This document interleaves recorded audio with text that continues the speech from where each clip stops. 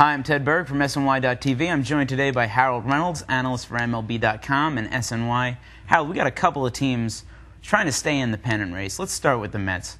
What's the one thing the Mets need to do to stay in this thing? Well, the obvious is get healthy. I mean, if you're looking at Billy Wagner's got a chance to be out for a while, who's going to close those games out? It looks like that has been the bug that has plagued this team. Still don't know what's going to happen with Ryan Church. They still have not, lost Pagan for the whole season, Moises Alou. So I think it's the injury bug, and it's affected their whole outfield, and I think that's affected their whole ball club. Now, what about the offense? Is there anyone healthy that you can see sort of picking up some of the slack?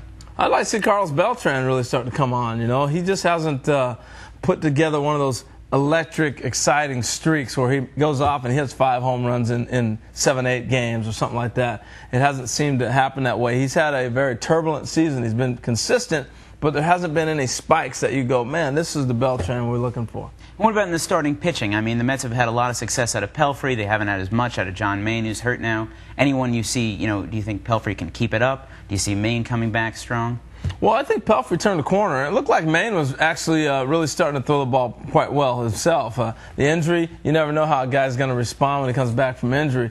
But Pelfrey, I think when you look back about middle of May, right at the end of May and June, he turned the corner. He's a bona fide big league guy that you can send out there and expect quality innings from. And Maine, I just hope he comes back healthy and he's the guy that they had before the injury.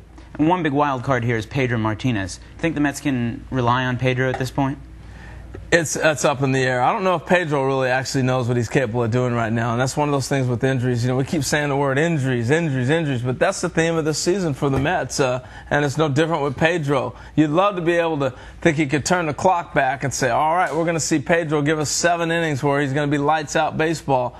But when you're coming back from injuries and he's recovering from surgery, missing a season, then coming back and getting hurt in the beginning of the year and also trying to recover after a second injury, it's very difficult to have high expectations for Pedro. And moving across town, what about the Yankees? Is there any one thing you can see the Yankees needing to do to stay in this thing?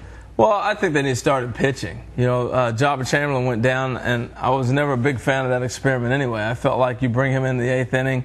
He had probably another 50 appearances coming out of the bullpen. It was going to give them a chance to sustain a ball game from the 7th and 8th, give the ball to Mariano. They're going to have to figure things out down there in the bullpen. But now as a starter, you really lose that gap with him in the starting rotation. Messina, I'm not sure Mike's going to be able to sustain what he's been doing all season long. The one thing that happens with a guy that's crafty and not overpowering, as the season gets older and you head into August and September and hitters start making adjustment, you're going to hit the softer stuff better than you're going to hit the hard stuff. I think the Achilles heel for the Yankees now is a starting pitcher. Do you think they're going to get any help from some of these rehabbing guys and in these minor leaguers? Well, I think, you look at a lot of talks about Pavano possibly coming back, and you got Ian Kennedy and Hughes. I don't know if those guys can come back and help you out.